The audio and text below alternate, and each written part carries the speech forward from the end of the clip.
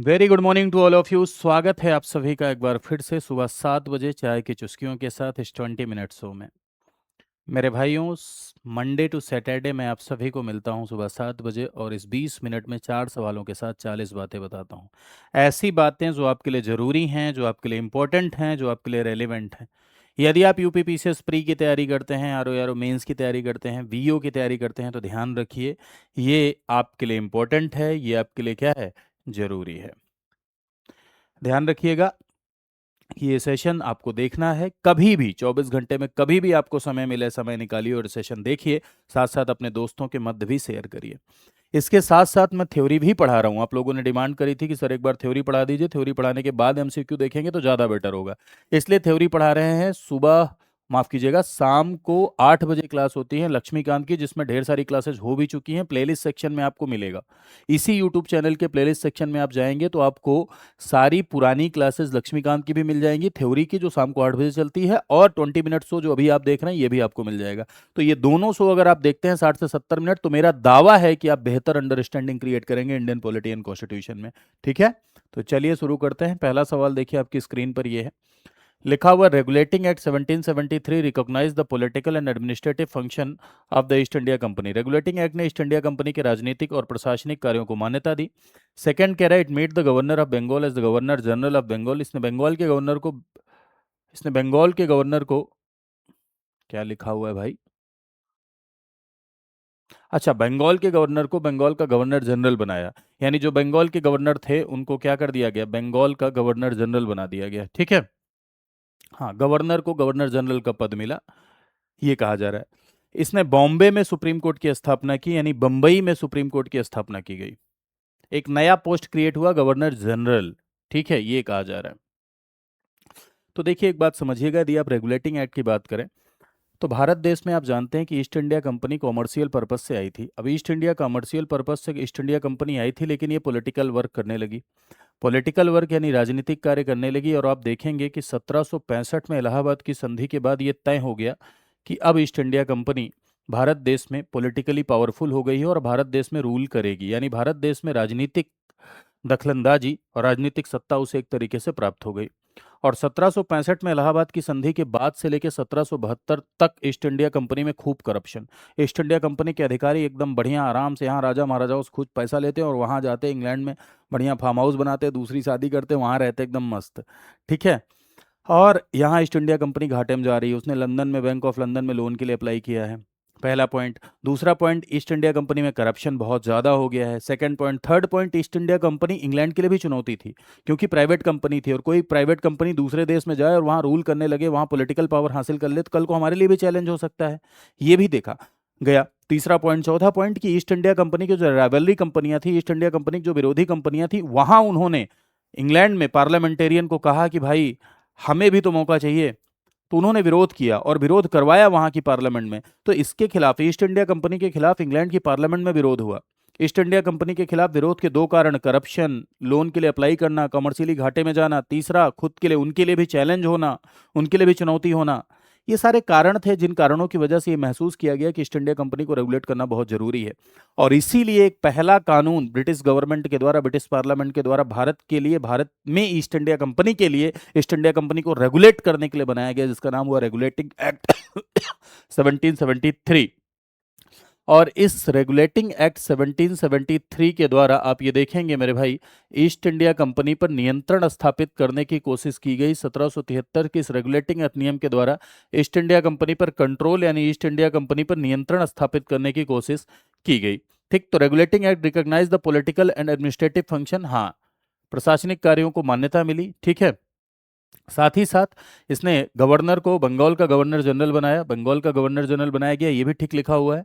Supreme court की यदि आप बात करें तो इसी के द्वारा 1774 में, इसी अधिनियम के द्वारा 1774 में एक सुप्रीम कोर्ट की स्थापना की गई। ये सुप्रीम कोर्ट का नाम तो सुप्रीम कोर्ट था, लेकिन ये नाम का ही सुप्रीम कोर्ट था, ये सर्वोच्च नहीं था, क्योंकि इसके खिलाफ भी इंग्लैंड की प्रिवी काउंसिल में अपील कर सकते थे।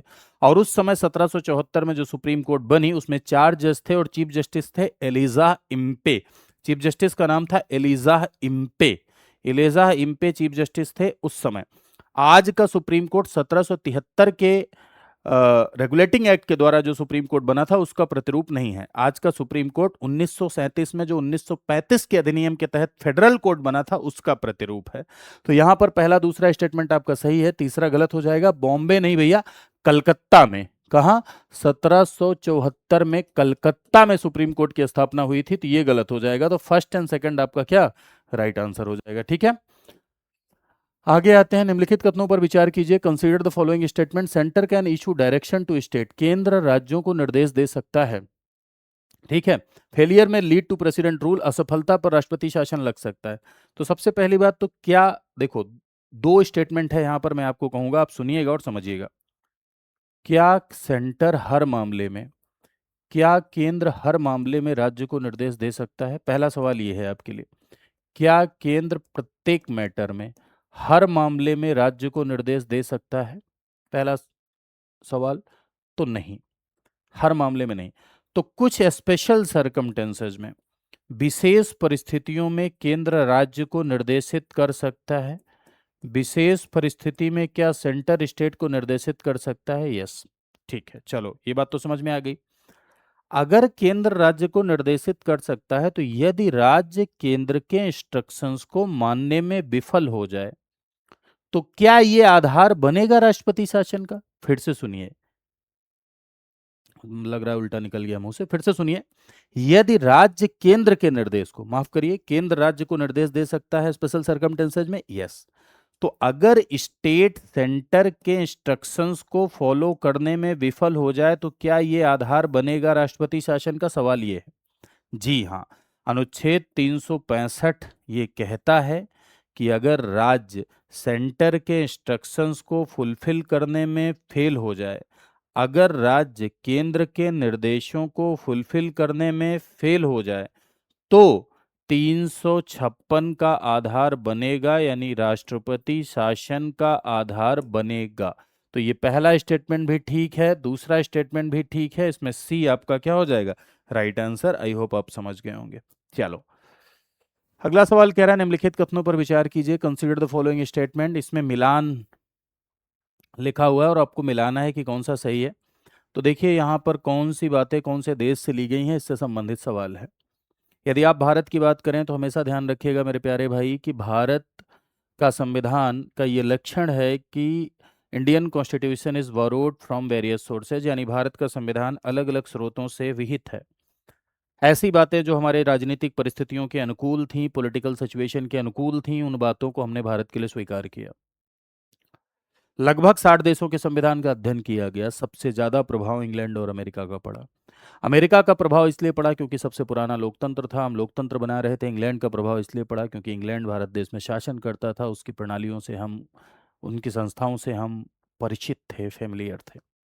Government of India act 1935, Bharat शासन अधिनियम 1935, जिसके द्वारा संविधान बनने से पहले शासन किया जाता था, उससे 70% इंडियन कॉन्स्टिट्यूशन में अडॉप्ट किया गया, और वही अडॉप्ट किया गया जो हमारे पॉलिटिकल सिचुएशन में फिट बैठता था। फंडामेंटल राइट्स अमेरिका से लिया गया, सही लिखा हुआ है। अमेरिका ऐसा पहला देश था जिसने संविधान संशोधन करके अपने यहाँ राइट्स को जगह दी। मौलिक अधिकारों को अमेरिका में बिल ऑफ राइट्स के नाम से जाना जाता है, और ये कॉन्स्टिट्यूशन अमेंडमेंट करके वहाँ के रिटन कॉन्स्टिट्यूशन में जोड़ा गया। सही है। डीपीएसपी जो कि संविधान का भाग 4 है, ये राज्य को दिए गए निर्देश हैं, ये आयरलैंड से लिए गए हैं। और आयरलैंड में कहाँ से आए? ये स्पेन से आए। पार्लियामेंट्री सिस्टम, तो भारत देश में भारत की विविधता को ध्यान में रखते हुए, डाइवर्सिटी को ध्यान में रखते हुए भारत देश में जिस प्रणाली को अपनाया गया वो आपका पार्लियामेंट्री सिस्टम है, यानी संसदीय प्रणाली है। तो संसदीय प्रणाली कहाँ से प्रेरित है मेरे भाई? संसदीय प्रणाली ब्रिटेन से प्रेरित है, यानी ब्रिटेन से इंस्पायर होकर आई है। तो ये तीन का तीनों आपका क्या है? सही है। मौलिक अधिकार संविधान का भाग 3 है, नागरिकों के ओवरऑल डेवलपमेंट को इंश्योर करते हैं, 6 भाग में वर्णित है। डीपीएसपी संविधान का भाग 4 है, राज्य के लिए निर्देश है, बाध्यकारी नहीं है, राज्य के लिए किसी भी कोर्ट में इन्फोर्सिएबल नहीं है। ठीक है। और कहाँ से लिया गया है? आयरलैंड से।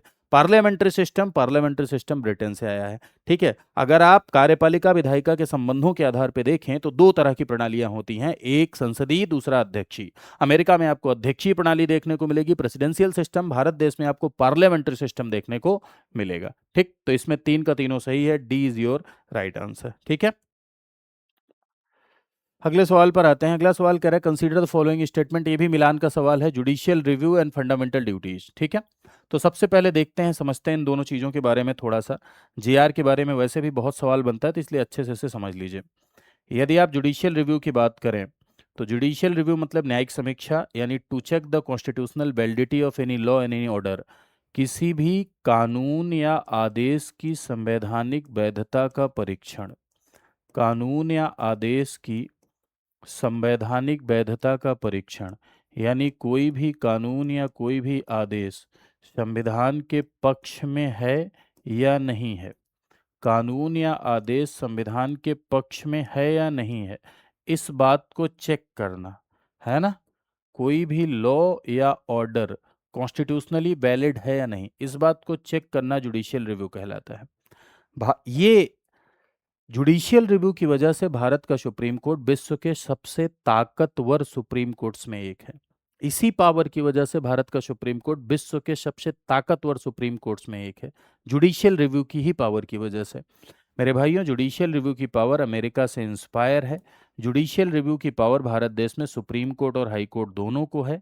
और अगर ऐसा लगता है कि कोई भी कानून या कोई भी आदेश संविधान के पक्ष में नहीं है, तो ये लोग उसे शून्य, नल एंड वाइड डिक्लेयर कर सकते हैं।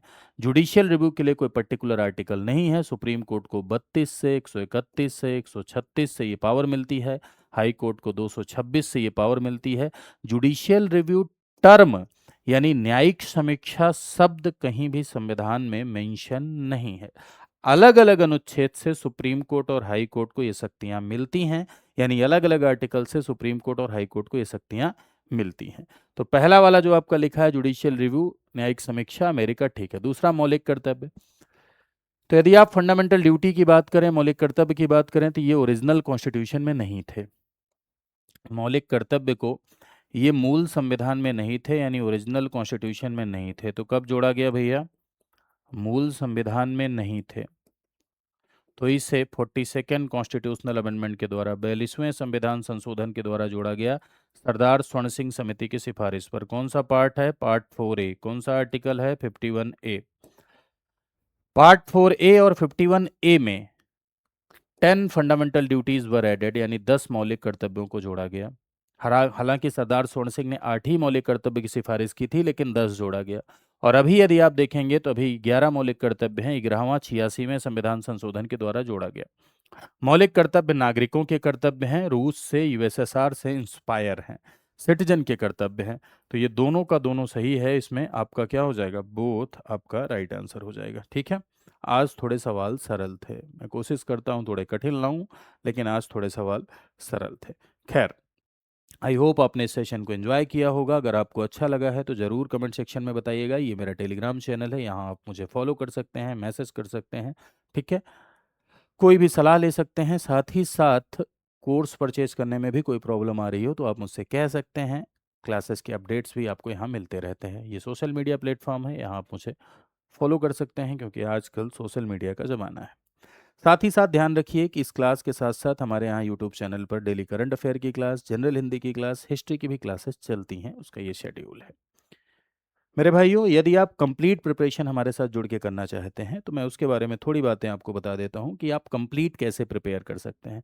देखिए, यूट्यूब पर पूरा का पूरा ऑर्गेनाइज्ड तरीके से सिलेबस पढ़ना मुश्किल होता है।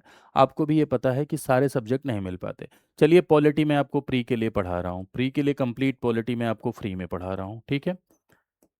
कब कब पढ़ा रहा हूँ? शाम को 8 बजे पढ़ा रहे हैं थ्योरी, और सुबह 7 बजे आपको पढ़ा रहे हैं ये प्रैक्टिस। तो चलिए, प्री के लिए पूरी पॉलिटी हो गई, लेकिन सारे सब्जेक्ट इसी तरह से मिल पाना यूट्यूब पे बड़ा मुश्किल होता है। तो इसके लिए अगर आप पूरा ऑर्गेनाइज तरीके से पढ़ना चाहते हैं तो हम एक प्रोग्राम चलाते हैं। उस प्रोग्राम का नाम है मेरे भाई आरंभ। आरंभ एक ऐसा प्रोग्राम है जिसमें हम प्री और मेंस और इंटरव्यू तीनों की तैयारी कराते हैं। इंटरव्यू गाइडेंस प्रोग्राम पूरी तरीके से आपका फ्री रहता है, और प्री मेंस के लिए हम आपको कंप्लीट सिलेबस पढ़ाते हैं। प्री मेन का कंप्लीट सिलेबस पढ़ाते हैं। कैसे पढ़ाते हैं? तो 1100 प्लस घंटे की हम लाइव क्लास देते हैं, इंटरव्यू गाइडेंस प्रोग्राम फ्री देते हैं, मेंटोरशिप देते हैं, करंट अफेयर की मैगजीन देते हैं, 2 साल की वैलिडिटी देते हैं, ठीक है। इस प्रोग्राम को हम आरंभ गोल्ड के नाम से जानते हैं, ठीक है। गोल्ड में आपको पूरा सिलेबस कवर हो जाता है। अगर आप सिर्फ सिलेबस पढ़ना चाहते हैं तो गोल्ड के साथ जाएं। अब देखो, एक और है, अगर आप चाहते हैं कि किताब और टेस्ट सीरीज के अलावा कुछ ना चाहिए, सब स्टडी आईक्यू से मिल जाए, तो इसके लिए हमारा एक प्रोग्राम है प्लेटिनम। प्लेटिनम इसी आरंभ का ही एक प्लेटिनम प्रोग्राम है जिसमें ये गोल्ड वाले सारे फीचर मिलते हैं, यानी 1100 प्लस घंटे की class, interview guidance program, mentorship, current affair magazine, और इसमें आपको मिलेगी 2 साल की जगह 4 साल की वैलिडिटी, और 5 कोर्स एक्स्ट्रा, एक फाउंडेशन कोर्स एक्स्ट्रा, एक प्री का एक्स्ट्रा कोर्स, एक आंसर राइटिंग का एक्स्ट्रा कोर्स, एक एनसीईआरटी कोर्स, किताबें आपके घर जाती हैं। ठीक है, इसे हम आरंभ प्लेटिनम के नाम से जानते हैं। क्या इसका फी स्ट्रक्चर है मेरे भाई, तो मैं आपको बताता हूं कि देखिए, हमारे यहाँ इन दोनों का जो फी स्ट्रक्चर इस समय चल रहा है नए बैच के लिए, नया बैच आपका 23 तारीख से शुरू है, और इसके लिए जो फी स्ट्रक्चर अपने यहाँ चल रहा है वो गोल्ड का चल रहा है डिस्काउंट के बाद। आफ्टर डिस्काउंट गोल्ड आपका मिलेगा 11,999, प्लेटिनम आपका मिलेगा 18,999 का। लेकिन ये तब मिलेगा जब आप ये कोड अप्लाई करेंगे VL लाइव। हर फैकल्टी का अपना अपना कोड होता है भाई, आप किसी का भी लगा सकते हैं, आपकी श्रद्धा है। आपकी श्रद्धा VL लाइव के साथ है तो आप मेरा कोड अप्लाई कर सकते हैं। कहाँ अप्लाई करना है, ज़्यादा जानकारी कैसे मिलेगी, तो ज़्यादा जानकारी कैसे मिलेगी और कहाँ अप्लाई करना है, इसके लिए मेरे भाई आपको जाना होगा गूगल पे और वहाँ आपको टाइप करना होगा StudyIQ। ठीक है, 9289996923 एक नंबर नीचे चल रहा होगा, उस नंबर पे अगर आप कॉल करेंगे तो वहाँ से भी आपको मिल जाएगा जानकारी। लेकिन आपको मैं बता दे रहा हूँ खुद से कैसे जान सकते हैं।